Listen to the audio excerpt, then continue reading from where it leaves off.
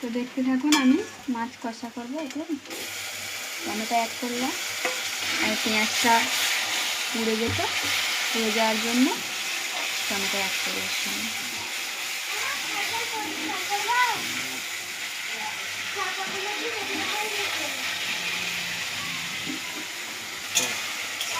দেখুন আমার এখানে টমেটো আর পেঁয়াজ কষানো হচ্ছে। তো আমি এই মাছটা কষাবো, আর ট্যাংরা মাছ, এটা কিনতে পাচ্ছে অবশ্য, আর এই মশলা দিয়ে কষাবো। তো দেখুন এটা আদা রসুন পেস্ট করা, জানেন আমি শিলেতে বেটে দিই, বলে দিয়েছিলাম আগে। তো আমি সবটাই দেবো, জিরে মরিচটাই।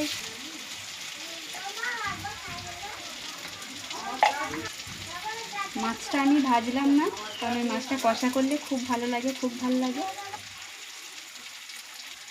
ঝাল এইসব মাছের মাংসের মধ্যে মানে রাঁধতে হয়।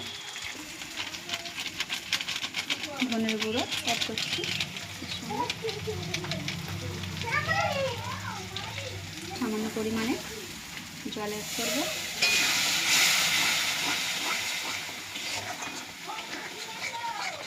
তো দেখুন এইভাবে ঝোলে একটা একটা করে মাছ ছেড়ে দেবো। দেখছেন এটা মশলা কষানো হচ্ছিল। এই মাছ এমনি ঝোলেতে দিলেই শক্ত হয়ে যায়, যেন ট্যাংরা জাতীয় যত মাছ, যে কোনো ট্যাংরা মাছ তেলে বলো এতে বলো সব মানে শক্ত হয়ে যায়। অনেকে তো দেখুন বন্ধুরা,